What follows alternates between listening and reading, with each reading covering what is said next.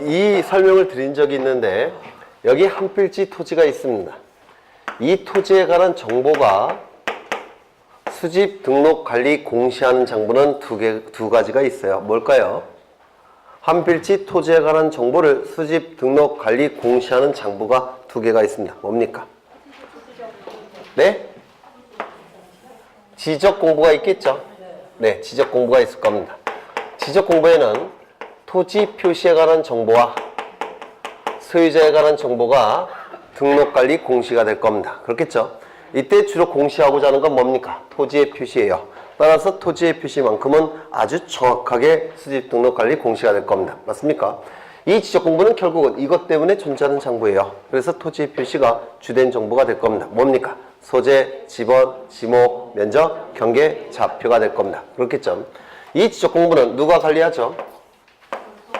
지적소관청이 관리를 하게 될 겁니다. 또 하나의 장부가 있는데 그 장부의 이름은 뭡니까? 등기부예요.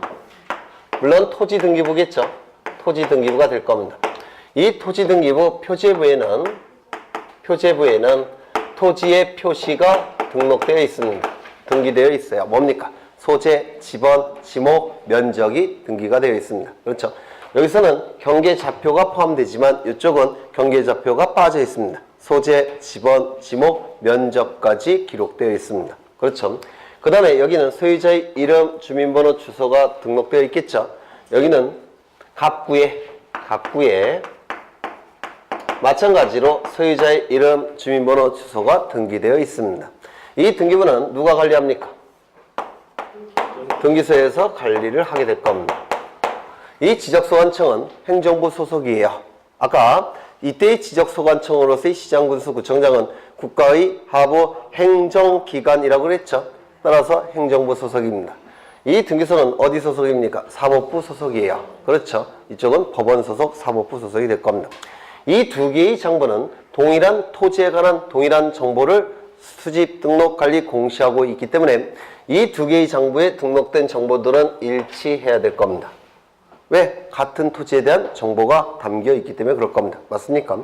그런데 소속 국가기관이 다르다 보니까 토지의 표시도 일치하지 않는 경우가 있을 수가 있고 여기도 일치하지 않는 경우가 있을 수가 있습니다. 맞습니까? 그러면 이거는 잘못된 거예요. 그렇죠? 왜? 같은 토지에 관한 정보를 수집, 등록, 관리, 공시하니까 일치해야 되겠죠? 네, 그래서 하나를 바꿔줘야 됩니다. 고쳐야 된다는 겁니다. 그러면 토지의 표시가 일치하지 아니할 때는 무엇을 기준으로 무엇을 바꿔줍니까? 네, 이것을 기준으로 해서 이것을 바꿔줘야 됩니다. 따라서 지적소관청은 등기소에 변경 등기를 촉탁해야 됩니다. 변경 등기를 촉탁해서 등기소에서 이 토지의 표시를 바꾸는 등기를 실행해야 돼요. 이거 이해가 되십니까? 그렇죠. 두 번째, 이 소유자에 관한 부분이 일치하지 아니할 때는 어떻게 해야 되겠습니까? 이것을 기준으로 해서 이것을 바꿔줘야 될 겁니다. 맞습니까? 네. 이 등기부는 권리에 관한 정보를 공시하는 장부예요. 그렇죠. 이 등기부는 권리 때문에 존재하는 장부입니다. 권리 중에서 으뜸은 소유권이에요. 그래서 등기부를 기준으로 해서 지적공부를 바꿔줘야 됩니다. 그러면 이 등기부를 기준으로 해서 지적공부의 소유자를 바꿔주는 거 어떤 용어를 썼습니까? 정리한다 이렇게 얘기했는데 기억나십니까? 지적 정리에는 두 가지가 있죠. 토지 이동 정리와 소유자 정리. 바로 이게 소유자 정리에 해당되는 부분입니다. 소유자 정리. 그래서 여기는 용어를 소유자 정리라는 용어를 써요. 그래서 기준이 뭐가 되는지를 꼭 기억해 두셔야 됩니다. 그러면 응용을 해보겠습니다. 토지의 표시가 노란색 어디 갔어? 네. 토지의 표시 중에 면적이 있죠? 맞습니까? 면적이 있습니다. 면적이 330제곱미터입니다. 330제곱미터예요. 그런데 축척 변경을 하다 보니까 면적이 보다 정밀하게 수집이 됐습니다. 그래서 335가 나왔습니다. 그러면 이제 토지의 표시가 달라졌으니까 토지 이동 정리를 해야 되겠죠? 맞습니까? 토지 이동 정리를 해서 이거를 고쳐야 될 겁니다. 이걸로. 그러면 여기에 기록되어 있던 면적 330제곱미터도 뭐로 바꿔야 됩니까? 335제곱미터로 변경해야 될 겁니다. 따라서 지적소관청은 등기소에다가 변경 등기를 촉탁해야 됩니다. 어렵지 않죠? 변경 등기를 촉탁해야 될 겁니다. 이때 소유자는 A였습니다. A였어요. 그런데 소유자가 B로 바뀌었다는 겁니다. 이건 무슨 등기하는 겁니까? 소유권이 고스란히 넘어간 거죠. 따라서 이때는 설정이 아니라 뭡니까? 이전. 소유권 이전 등기를 해야 될 겁니다. 그러면 이때 여기 소유자도 A에서 뭐로 바꿔야 됩니까? B로 바뀌어야 돼요. 따라서 이 등기소에서는 지적소관청에게 소유권 이전 등기가 완료되었음을 통지해야 됩니다. 즉 등기 완료를 통지합니다. 등기 완료를 통지해서 소유자를 B로 정리를 해야 될 겁니다. 이거 이해가 되십니까? 네. 이거는 변경 등기를 촉탁한다라는 용어를 쓰고요. 그 다음에 등기소에서 지적소관청에게 바꾸라고 얘기하는 것은 등기 완료를 통지한다라는 용어를 쓰게 돼요. 네. 이걸 항상 염두에 두셔야 됩니다. 토지의 표시가 일치하지 아니할 때는 무엇을 기준으로 무엇을 바꾼다고요? 지적공부를 기준으로 등기부를 바꾸는 것이고, 소유자에 관한 정보가 일치하지 아니할 때는 등기부를 기준으로 지적공부를 바꿔주는 겁니다. 그렇죠? 네. 이걸 항상 염두에 두십니다. 그 다음에 여기에 갑이라는 분이 계신데요. 이 양반이 이 물건을 직접 지배해서 이익을 얻을 수 있다면 이 갑은 이 물건에 대해서 권리가 있다라고 얘기합니다. 사람이 물건을 직접 지배해서 이익을 얻을 수 있다면 그 사람은 이 물건에 대해 권리가 있다 이렇게 얘기를 해요. 이때의 권리를 물권이라고 부릅니다. 여기서 직접 지배한다는 얘기는 다른 사람을 통해서 지배하는 것이 아니라 직접 지배한다는 뜻이에요. 만약에 다른 사람을 통해서 지배하게 되면 이때는 물권이 아니라 채권입니다. 채권. 그렇죠? 네. 다른 사람을 통해서 지배한다면 채권. 다른 사람을 통하지 않고 지배한다면 물권 이렇게 얘기합니다. 또한 갑이 이 물건을 독점적으로 지배해서 이익을 얻을 수 있을 때 이때도 물건에 대한 권리가 있다라고 얘기합니다. 이것도 물권이에요. 독점적 지배해서 이익을 얻을 수 있다면 이때도 물권이 있다 이렇게 얘기를 하게 됩니다. 이건 뭘 의미하느냐면 다른 사람과 함께 지배를 한다면 갑이 지배할 때 이 B가 꼭 반대할 때도 있겠죠. 맞습니까? 꼭 안티를 걸 때도 있다는 겁니다. 따라서 이때는 물권이 될 수가 없습니다. 그래서 독점적 지배가 가능해야지만 물권이 되는 겁니다. 그 다음에 이 갑이 이 물건을 지배해서 이익을 얻을 때 다른 사람이 방해를 놓는 경우가 있습니다. 그러면 이 다른 사람을 배척해서, 즉 배타적으로 지배해서 이익을 얻을 수 있을 때도 이 갑은 이 물건에 대해서 권리가 있다 이렇게 얘기합니다. 물권이 있다 이렇게 얘기를 해요. 그래서 물권의 개념은 사람이 물건을 직접 독점적 배타적으로 지배해서 이익을 얻을 수 있을 때 이때는 물권이 있다 이렇게 얘기를 합니다. 그래서 모든 권리 중에서도 가장 강력한 권리입니다. 물권이 직접 독점적 배타적 지배해서 이익을 얻을 수 있기 때문에. 이때 저는 여기 can이라는 문구를 썼는데 뭐뭐 할 수 있다 이런 뜻이죠. can의 의미가 있을 때를 뭐라고 부르냐면 본권이라고 부릅니다. 민법에서 하실 거예요. 본권. 본권 들어보셨습니까? 네, 본권은 무슨 뜻입니까? 본래 물권 이런 뜻이에요. 그래서 can의 의미가 있을 때, 즉 지배할 수 있을 때 본권이 있다 이렇게 얘기하고요. 본래의 물권. 그 다음에 요 can이 없을 때는 뭐라고 얘기합니까? 사실상 지배 이렇게 얘기를 합니다. 점유권을 얘기하는 겁니다. can의 의미가 있다면 본권, can의 의미가 없다면 점유권을 얘기하는 겁니다. 여하간 이 물권은 이렇게 강력한 내용으로 구성이 되어 있습니다. 모든 권리 중에서도 가장 강력해요. 너무나도 강력하니까 그 물권의 종류와 내용은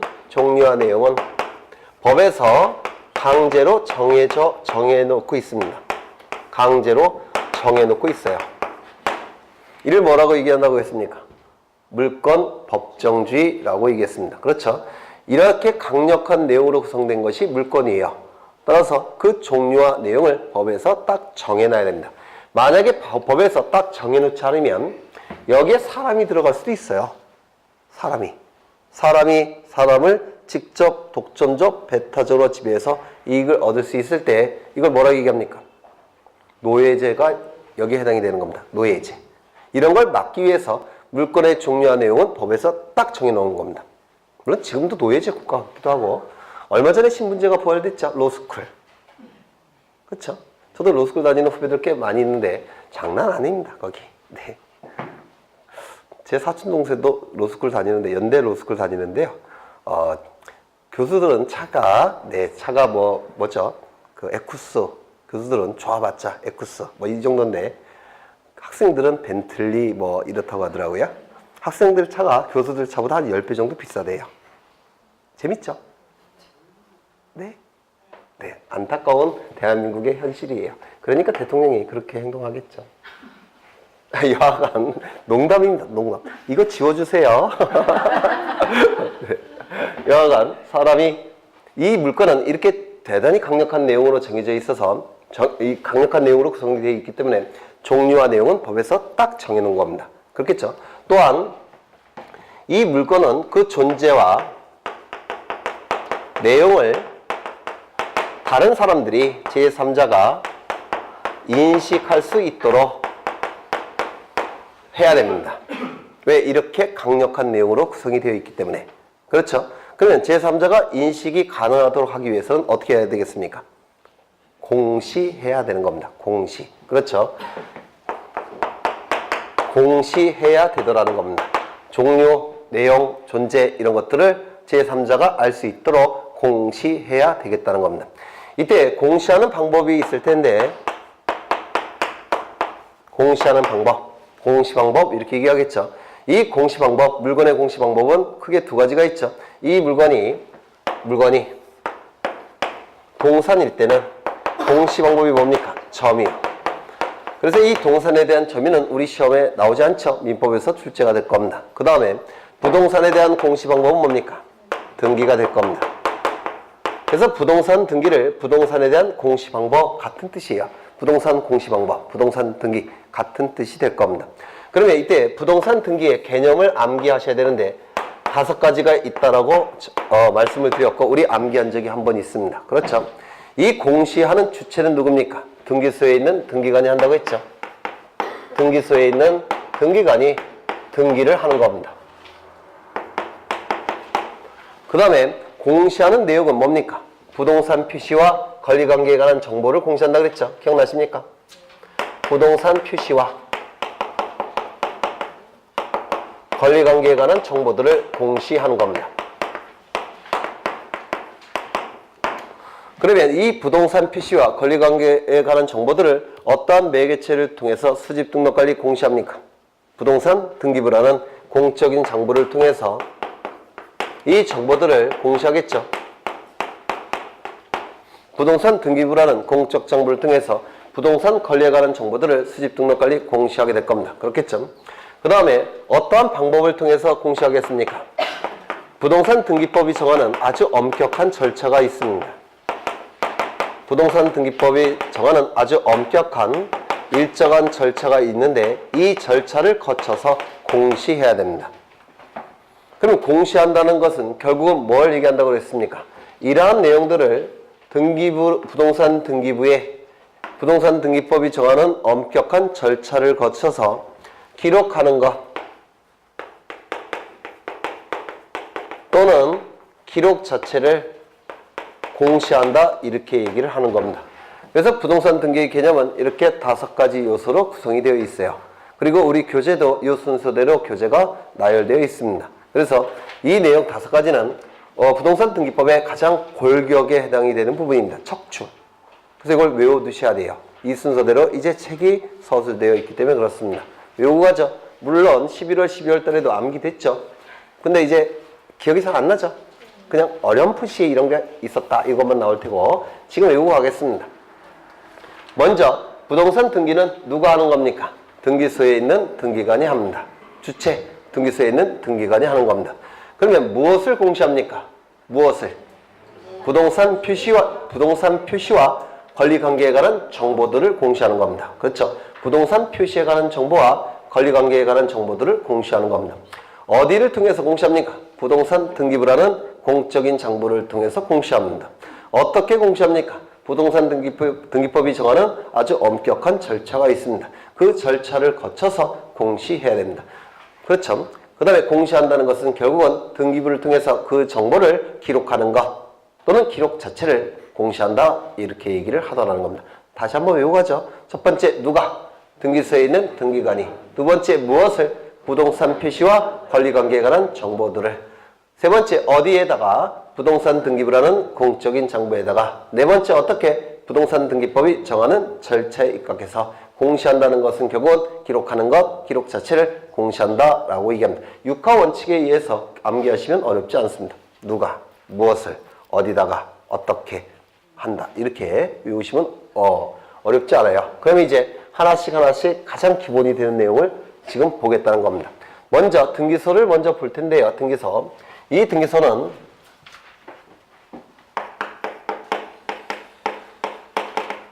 이런 것들은 3월달부터 안 해요. 1, 2월달, 11월부터 1월, 2월달까지만 하는 겁니다. 그래서 3월달부터는 이제 본격적으로 이론적인 내용에 들어갈 겁니다. 민법 지식이 좀 될 테니까. 네.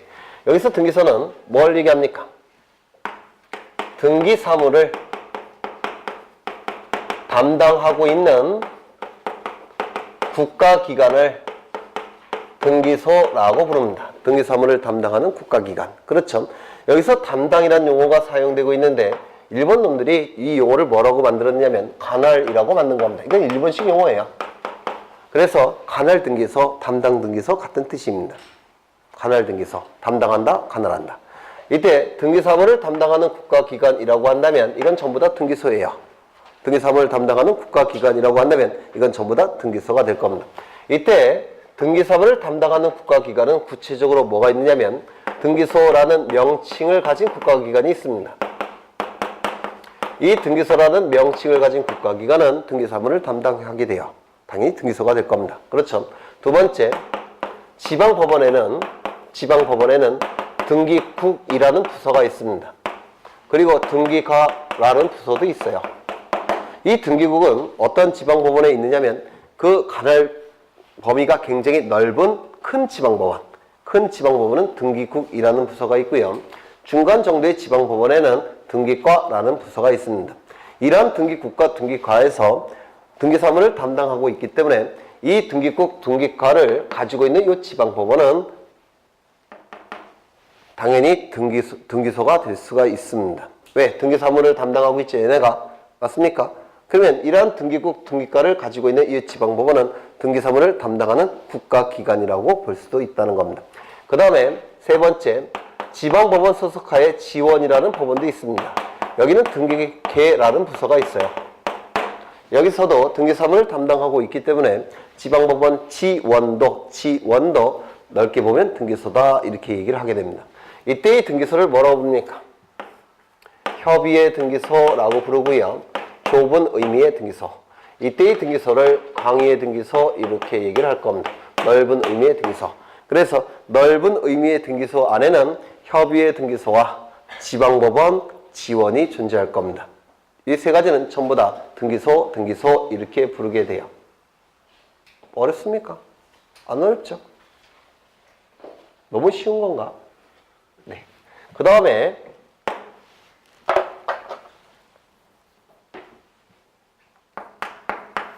등기관은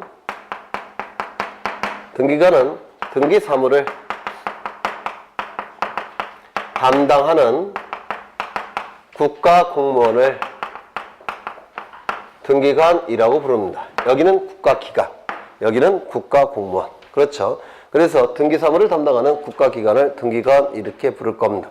그러면 등기사무를 담당하는 국가기관에는 누가 있느냐면 당연직 등기관이 있고요. 그리고 지정직 등기관이 있습니다. 이렇게 두 가지 종류의 등기관이 있는데 이때 지정직 등기관은 보통 이걸 생략하고 등기관이라고 부릅니다. 그러면 이 당연직 등기관은 누굴 얘기하느냐면 여기 보시면 국장님 계시겠죠?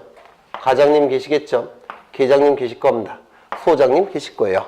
이런 양반들은 이 국장, 과장, 계장, 소장 직위에 부임하게 되면 당연하게 등기관이 되는 자들이에요. 왜? 등기사무를 담당하는 국가 공무원일 테니까. 그렇죠. 그래서 이 국장님, 과장님, 계장님, 소장님을 자동 등기관이라고도 부릅니다. 자동적으로 등기관이 된다고 해서. 그 다음에 이 지정 등기관이 주로 출제가 되는데요. 이 지정 등기관은 4급 법원 공무원.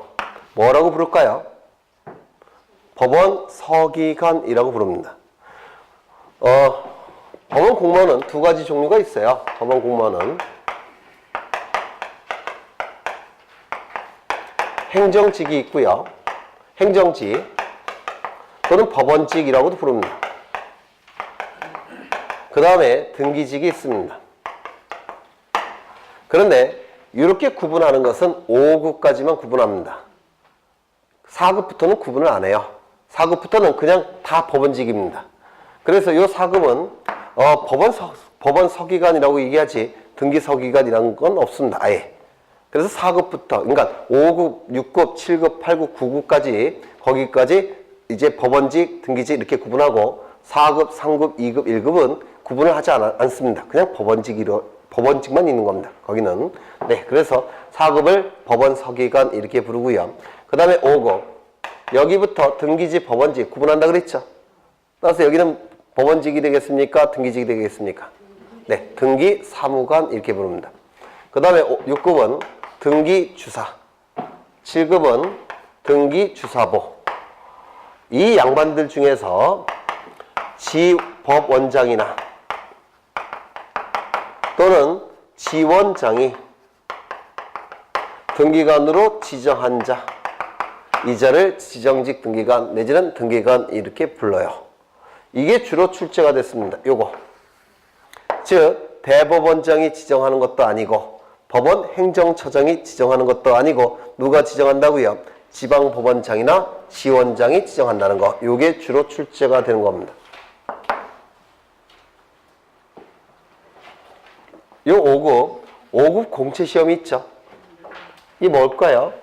법원행시 20명을 뽑습니다. 20명 법원행시. 현존 국가고시 중에서 가장 어려운 시험입니다.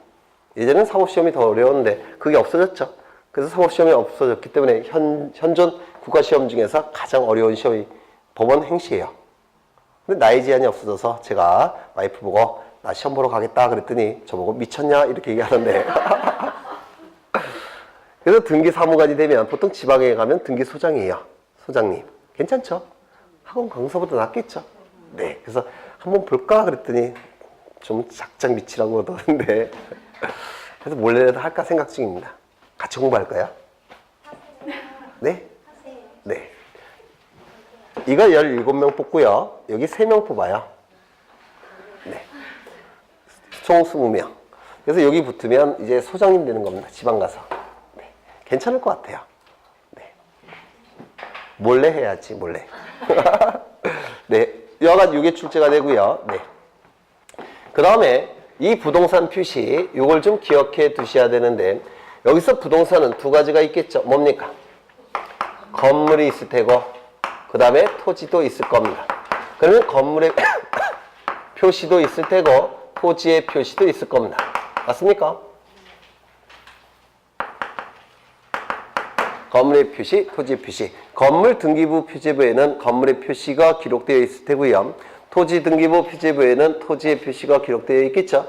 그래서 건물 등기부는 건물의 표시, 토지 등기부는 토지의 표시가 기록되어 있을 겁니다. 이때 건물의 표시는 뭐가 있습니까? 소재, 그 다음에 대지지번. 여기서 대지지번은 이런 뜻이 될 겁니다. 토지가 이렇게 존재하고 여기 건물이 이렇게 존재할 때 이 토지를 뭐라고 부릅니까? 건물의 기초가 되는 땅, 대지라고 불러요.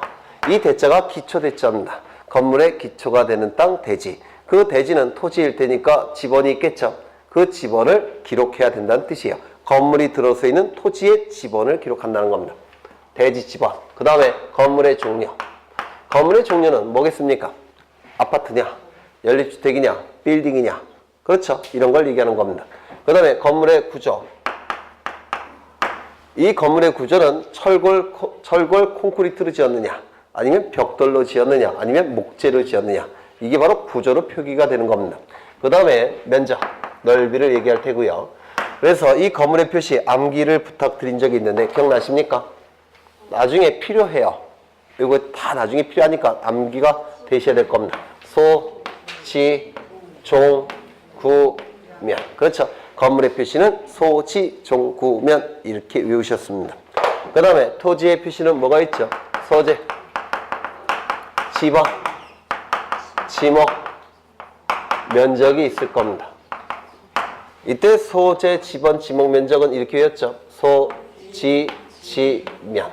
그래서 이 부동산 표시는 소, 지, 종, 구, 면, 소, 지, 지면 이렇게 외우셔야 됩니다. 이게 외우셔야지만 나중에 공부량이 줄어들어요. 그러면 이런 부동산 표시는 어디다가 기록합니까? 등기부에 어디에 기록한다 그랬죠? 네. 이런 것들은 등기부에 제목을 표시하는 부분에 기록합니다. 제목을 표시하는 부분 표제부라고 불러요. 제목을 표시하는 부분 표제부. 이거는 책의 겉표지에 해당되는 겁니다. 즉 명찰 역할에 해당되는 거예요. 겉표지. 노트나 책의 겉표지. 그렇죠. 그 다음에 여기서 권리는 크게 둘로 나눈다고 했죠. 어떻게 나눕니까? 가장 완전한 형태의 권리인 소유권과 소유권에서 도출되고 있는 소유권 이외의 권리로 나눈다라고 했습니다. 이 소유권은 등기부의 어디에 기록한다고요? 갑부에. 등기부의 첫 번째 구성 부분인 갑부에 기록한다 그랬죠. 가장 중요한 내용이기 때문에 등기부의 첫 번째 구성 부분인 갑부에 기록을 할 겁니다. 소유권 이외의 권리는 등기부의 두 번째 구성 부분인 을구에 기록을 할 겁니다. 을은 두 번째란 뜻이에요. 구는 구성 부분이란 뜻이고, 따라서 등기부는 세 부분으로 구성되어 있다고 그랬죠. 표제부, 갑구, 을구. 다시요. 등기부는 세 부분으로 구성되어 있습니다. 표제부, 갑구, 을구. 이 중에서 가장 중요한 구성 부분은 뭡니까? 갑구입니다. 두 번째는 을구. 표제부는 겉표지에 해당되니까 이건 형식에 불과해요. 그렇죠? 네. 그 다음에 여기에 정보가 나와 있는데, 정보는 뭘 얘기하겠습니까? 아까 보신 건데 뭐예요? 보전. 이 보전은 소유권에서만 사용하는 용어라고 했죠. 존재하는 소유권을 보호한다는 뜻이니까 존재하는 소유권 보호. 그 다음에 설정. 이 설정은 가진 권능 중에서 일부를 떼어서 다른 자에게 권리로 만들어주는 것이 설정이었죠. 따라서 소유권에서 사용할 수 있습니까? 없습니까? 없다라고 말씀을 드렸습니다. 그렇죠. 그 다음에 이전.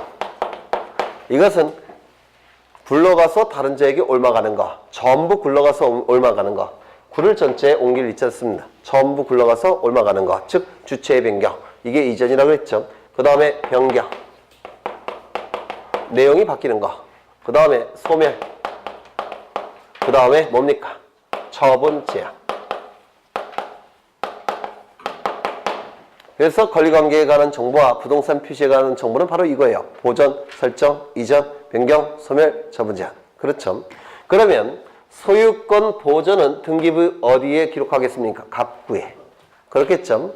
소유권 설정이란 용어는 쓸 수 있습니까? 없습니까? 없다 그랬죠. 소유권 이전은 어디에 기록하겠습니까? 갑구에. 소유권 변경은 어디에 기록하겠습니까? 갑구에. 그 다음에 소유권 소멸, 즉 소유권 말소 등기는 어디에? 갑구에. 소유권에 대한 처분 제한 등기, 즉 소유권에 대한 가압류 가처분 어디에? 갑구에. 맞습니까? 그 다음에 소유권 이외의 권리, 전세권을 예를 들겠습니다. 전세권 보존이라는 용어 쓸 수 있습니까? 없다 그랬죠. 전세권 설정은 어디에? 을구에. 전세권 이전은 을구에. 전세권 변경도 을구에. 전세권 소멸에 의한 말소 등기도 을구에. 전세권에 대한 처분 제한도 당연히 을구에 기록할 겁니다. 맞습니까? 맞죠? 네. 그래서 이렇게 기록이 이루어진다는 겁니다. 표제부, 갑구, 을구에. 그렇죠. 그 다음에 여기에 부동산 등기부가 나오는데 이 부동산 등기부는 두 가지로 구분이 되죠. 첫 번째 뭐가 있습니까? 네, 부동산 등기부. 건물 등기부가 있겠죠. 그리고 또 하나는 뭡니까? 토지 등기부가 있을 겁니다. 우리 부동산 등기법은 등기부의 종류를 두 가지로 딱 정해놨어요. 이를 법정되었다 이렇게 얘기를 합니다. 법에서 딱 정해놨다는 뜻이에요. 등기부의 종류는 딱 두 가지밖에 없습니다. 건물 등기부, 토지 등기부. 그렇죠. 그런데 행정적인 편의를 위해서 또 국민의 편의를 위해서 공무원의 편의와 국민의 편의를 위해서 이 건물 등기부가 두 가지로 구분되고 있죠. 일반 건물 등기부. 또 하나는요. 집합 건물 등기부.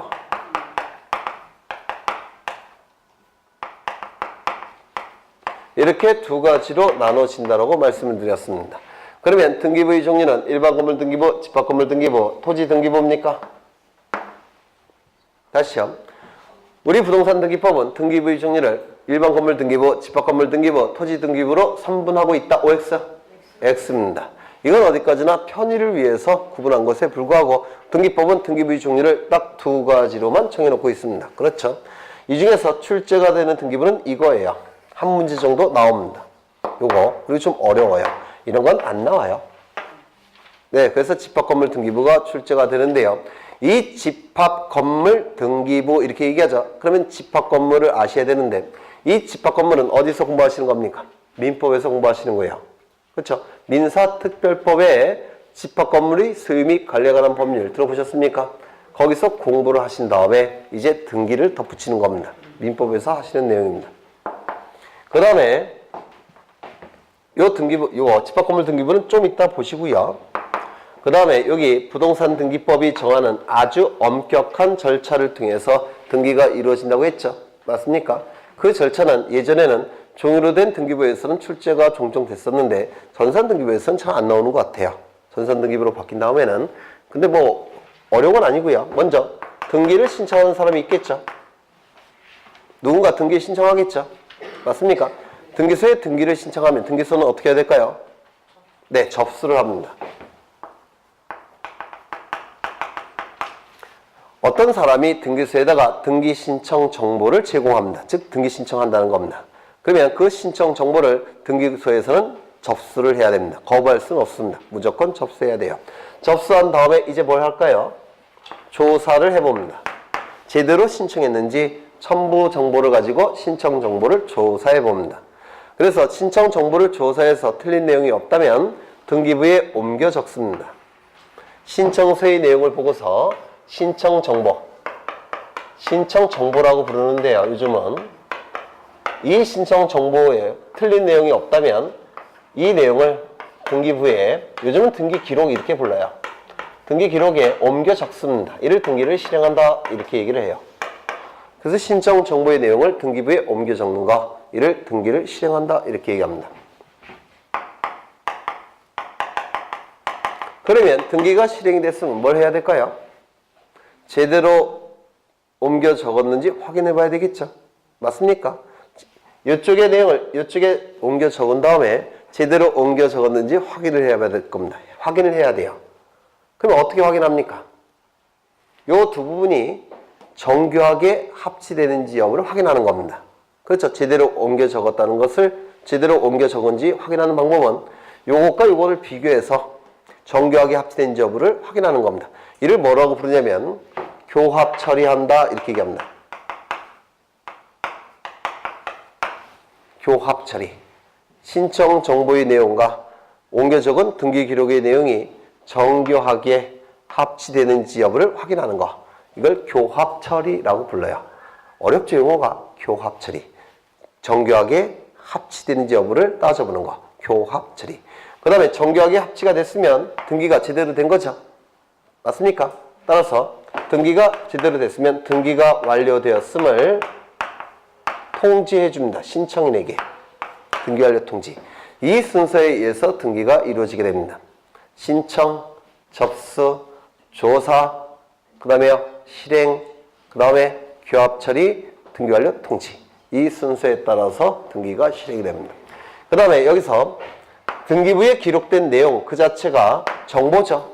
맞습니까? 등기부에 기록된 내용 자체가 그 정보예요. 즉 기록 자체가 등기라는 데는 전혀 문제가 없습니다. 그런데 기록하는 것도 등기로 봅니다. 우리 대법원에서. 이건 뭘 얘기하느냐면 등기관은 신청 정보의 내용을 보고서 등기 기록에 옮겨 적는다고 했죠. 이 옮겨 적는 과정도 등기로 보겠다는 겁니다. 우리 대법원에서. 이것도 사법시험에서 한번 출제된 적이 있어요. 민법에서. 기록하는 것, 이 액션, 옮겨 적는 과정, 이것도 등기로 보게 됩니다. 그래서 이 5가지 개념 요소로 구성되어 있는 것이 부동산 등기, 이렇게 얘기를 할 겁니다. 다시 한번 외우고 가시겠습니다. 먼저 등기의 주체는 누굽니까? 등기소에 있는 등기관이 하는 겁니다. 등기소에 있는 등기관이 무엇을 등기합니까? 부동산 표시와 권리관계에 관한 정보들을 공시하는 겁니다. 어디다 공시합니까? 부동산 등기부라는 공적인 정보에다 공시합니다. 어떻게 공시합니까? 신청, 접수, 조사, 실행, 교합 처리, 등기완료 통지, 이 순서에 입각해서 이게 등기가 시행이 됩니다. 그 다음에 기록하는 것, 기록 자체가 바로 부동산 등기라고 얘기를 하더라는 겁니다. 네. 그러면 이제 책을 통해서 좀 확인을 하겠습니다. 178조. 거기 부동산 등기 의의가 나오는데 우리는 그 의의를 이미 암기하셨어요. 그렇죠? 등기소에 있는 등기관이 부동산 표시와 권리관계에 관한 변동 과정을 정보를 등기부라는 공적 정부에 부동산 등기법이 정하는 절차에 입각해서 기록하는 것, 기록 자체를 부동산 등기라고 얘기를 했습니다. 그 다음에 그 박스 안에 있는 것은 나중에 저절로 아시게 되는 것이고, 그 다음에 등기 신청의 접수 시기 및 등기의 효력 발생 시점, 이거 좀 별표 쳐 놓으시고 다 기억해 두셔야 됩니다. 4가지 전부 다 출제될 수 있는 지문들이에요. 그 중에서 가장 중요한 지문은 1번입니다. 1번을 보시면 등기 신청은 대법원 규칙으로 정하는 등기 신청 정보가 전산정보 처리 조직에 저장된 때 접수된 것으로 보면, 믿으시죠? 저장된 때 접수된 것으로 보면 등기를 마친 경우 그 등기는 접수한 때로부터 효력이 발생한다. 접수 시점부터 등기의 효력이 발생합니다. 이게 왜 의미가 있느냐면요, 우리 민법 186조에는 어떠한 내용이 들어가 있냐면 부동산에 관해서 갑과 을이 매매 계약을 체결합니다. 이 매매 계약은 채권행위라고 불러요. 채권행위. 왜냐하면 매매 계약 체결되면 갑에게는 소유권 이전 의무, 대금 채권, 을에게는 소유권 이전 등기 청구권, 대금 채무가 발생하죠. 맞습니까? 당사자에게 채권 채무가 발생하는 법률행위라고 해서 매매는 채권행위라고 부릅니다. 이 채권행위 안에는 물권행위라는 게 들어있다는 것이 우리 다수견해예요. 우리 다수견해는 채권행위 안에는 물권행위가 있다고 봅니다. 그리고 등기까지 이루어지게 되면 갑이 가진 소유권은 을의 소유권으로 변동이 될 겁니다. 소유권 변동. 그러면 우리 민법에는 법률행위 플러스 등기 물권 변동 이렇게 돼 있죠. 법률행위 플러스 등기 물권 변동 이거예요.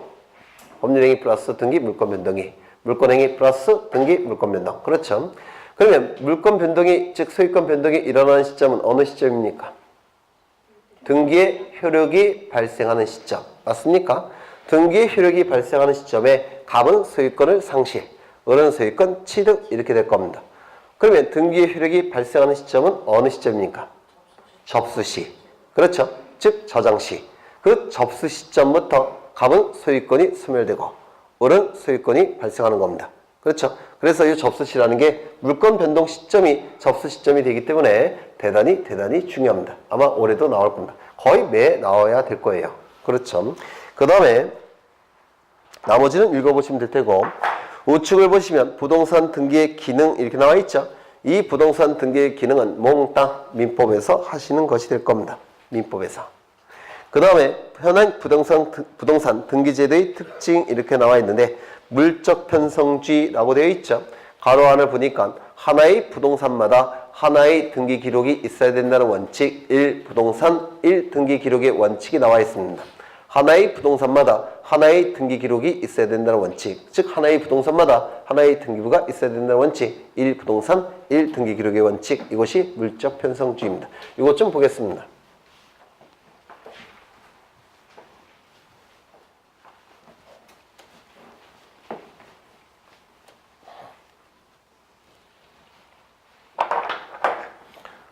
다음부터는 이런 건 안 해요. 네. 초반부니까 하는 거고. 갑은 강남에 10층짜리 빌딩 하나 갖고 있습니다. 연예인인가 보네요.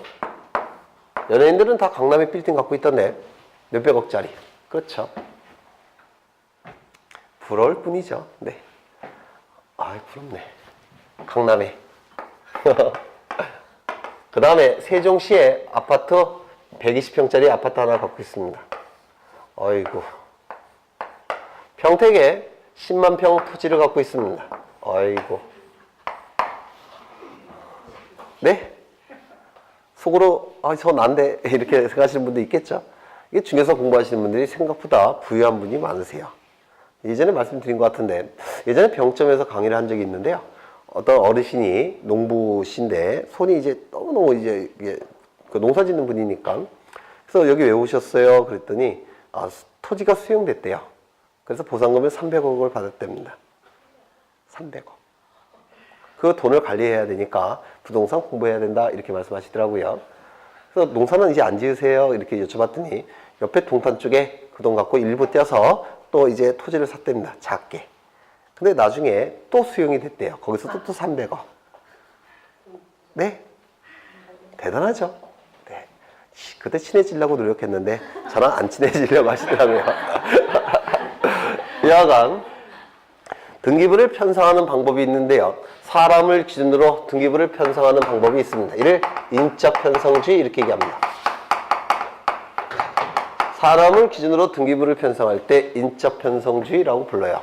그 다음에 물건을 기준으로 등기부를 편성할 때 물적 편성주의라고 부릅니다. 사람을 기준으로 등기부를 편성하면 인적 편성주의, 물건을 기준으로 등기부를 편성한다면 물적 편성주의라고 부릅니다. 그러면 사람을 기준으로 등기부가 편성이 될 때 등기부가 몇 개가 만들어질까요?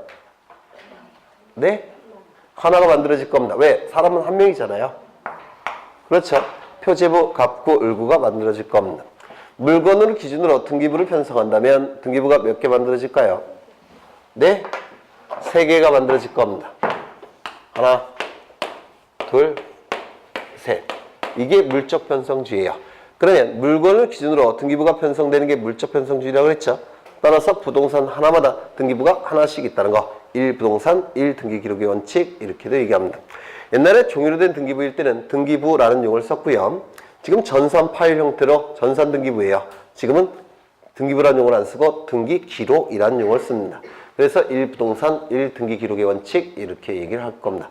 우리 부동산 등기법 제15조에는 부동산 하나마다 등기 기록 하나씩 있어야 된다고 명시하고 있습니다. 그래서 우리나라는 물적 편성주의 이렇게 얘기를 할 겁니다. 그 다음에 등기부의 이원화 이렇게 나와 있죠. 이게 왜 의미가 있느냐면 선진국에는 부동산이 하나밖에 없습니다. 뭐 독일, 영국, 뭐 이런 데는, 미국 이런 데는 부동산은 토지일까요? 건물일까요? 토지만 부동산이에요. 선진국에서는. 그런데 우리나라처럼 조금 약한 나라는 네, 건물도 부동산 안에 포함시킵니다. 그래서 선진국에는 부동산이 하나니까 등기부도 몇 개 있겠습니까? 하나만 존재해요. 토지 등기부. 그런데 우리나라는 건물도 부동산으로 치니까 등기부가 몇 개입니까? 2개예요. 건물 등기부, 토지 등기부. 그렇죠. 그래서 선진국에서 유학 오신 분들이 가끔 출제합니다. 우리나라는 좀 후진 나라니까 등기부가 2개가 있다. 니네 아느냐? 이런 의미에서 출제를 해요. 그래서 등기부는 이원적으로 구성되어 있습니다. 건물 등기부, 토지 등기부. 그렇죠. 그 다음에 한 페이지 넘겨보시면 부동산에 관한 정보를 담고 있는 공적인 장부는 2가지가 있었죠. 토지일 때 뭐가 있었습니까? 지적공보, 등기부. 그렇죠. 아까 보셨죠? 지적공보, 등기부. 지적공부 중에서 가장 완전한 형태의 지적공부는 뭐였습니까? 토지대장, 임야대장이었어요. 그래서 토지대장과 임야대장은 지적공부의 대표 주자입니다. 그래서 대장과 등기부로 이원화되어 있다 이렇게 얘기를 합니다. 그런데 건물이라고 한다면 토지대장, 임야대장이 아니겠죠? 건물은 건축물 대장이 될 겁니다. 그래서 대장과 등기부로 이원적으로 구성되어 있다 이렇게 얘기를 할 겁니다. 그 다음에 신청주의는 나중에 보실 것이고요. 심사, 형식적 심사도 나중에 보실 거고 공신의 원칙 이거 민법에서 하셨습니까? 네, 할 거예요. 공신의 원칙. 공시의 원칙과 공신의 원칙은 같은 건가요? 다른 건가요? 다른 거예요. 공시의 원칙은 뭡니까? 공시의 원칙은 공적으로 보여줘야 된다는 원칙이 공시의 원칙이에요. 권리변동 과정을 공적으로 보여줘야 된다는 원칙, 공시의 원칙. 그러면 공적으로 보여주는 방법이 있다면 공시의 원칙은 당연히 인정이 되는 겁니다. 맞습니까? 우리나라는 공적으로 보여주는 방법이 있습니다. 뭡니까? 공시 방법. 동산 점유, 부동산 등기. 따라서 우리나라는 공시 방법이 있으니까 공시의 원칙은 인정된다. 이렇게 얘기합니다. 그러면 공시의 원칙은 뭡니까? 공시 방법을 신뢰해서 거래를 해도 좋다는 원칙이 공신의 원칙 이렇게 얘기합니다. 공시 방법을 신뢰해서 거래를 해도 좋다는 원칙, 공신의 원칙 이렇게 불러요. 그러면 공신의 원칙이 있다는 것은 공시의 원칙은 당연히 인정된다는 뜻이 됩니다. 왜? 공시 방법을 신뢰해도 좋다는 원칙이니까. 하지만 공시의 원칙이 인정된다고 해서 공신의 원칙이 인정되는 건 아니에요. 괜히 얘기했다는 생각도 듭니다. 그 다음에 7번을 보십니다. 등기간의 기책 사유로 인한 손해배상에 대한 손해발생에 대해 국가배상 책임을 인정한다 이렇게 나와 있는데 이것 좀 보겠습니다. 좀 쉬었다 할까요? 네, 쉬었다 하겠습니다.